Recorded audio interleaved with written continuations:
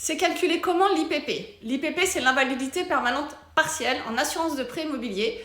Elle est calculée selon un barème propre de l'assureur. Sur vos conditions générales, vous avez régulièrement, je ne dis pas tous les contrats, mais régulièrement un tableau. Dans ce tableau, vous pouvez constater si oui ou non ça commence avec des petits pourcentages, et dans ces cas-là, vous avez 33, 34, 35, etc. Ou il y a aussi des contrats sur lesquels, malheureusement, ça ne commence qu'à partir de 60, 65, 66, etc. Si vous avez ce type de tableau avec juste le 66, par exemple, eh bien, je vais vous montrer la différence de toute façon. Dans ces cas-là, ça veut dire qu'il n'y a pas du tout d'invalidité permanente partielle sur le contrat. Donc, vous ne pouviez pas avoir cette garantie. Pour les autres qui ont les contrats avec les tableaux ayant des petits pourcentages, dans ces cas-là, vous avez la possibilité d'avoir cette garantie. Mais attention, ce sera votre certificat d'assurance qui fera foi et peut-être que vous ne l'aurez pas. Donc, toujours faire attention à ce qu'on vous propose. Donc, sur l'IPP, ça fonctionne de la même façon que l'IPT avec un taux fonctionnel et un taux professionnel. Je vous montre les tableaux.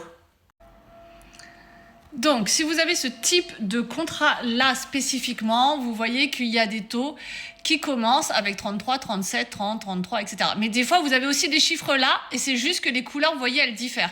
Là, en bleu foncé, c'est l'IPT, l'invalidité permanente totale. Là, en bleu clair, c'est tout ce qui est pris en charge sur l'IPP, invalidité permanente partielle. Et des fois, même si vous avez des chiffres là, à partir du moment où la couleur est encore différente et que c'est en dessous de 33, il n'y a aucune indemnisation.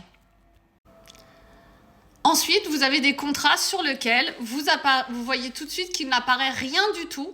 C'est vraiment que l'IPT, donc l'invalidité permanente totale, qui serait prise en charge. Tout le reste n'est pas pris en charge. Déjà, il n'y a pas du tout de garantie à 33%. On ne voit aucun 33, hein, ça commence à 48 ici. Et honnêtement, tout ce qui est en blanc, de toute façon, ne sera pas indemnisé sur ce contrat-là parce qu'il n'y a pas du tout l'IPP de proposer. Et vous avez aussi des notices d'information, donc des conditions générales, dans lesquelles il n'apparaît aucun tableau.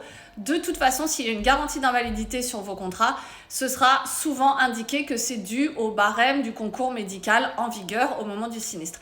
Voilà, c'est comme ça qu'est calculée en tout cas l'invalidité permanente partielle. Et si vous avez les garanties ou pas, c'est ce tableau-là, c'est entre le fonctionnel et le professionnel, de la même façon que vous l'auriez sur l'invalidité permanente totale. J'ai déjà fait des vidéos sur ça.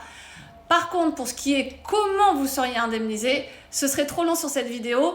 Et là, ça peut vraiment changer d'un contrat à l'autre. Il y a vraiment plusieurs systèmes d'indemnisation.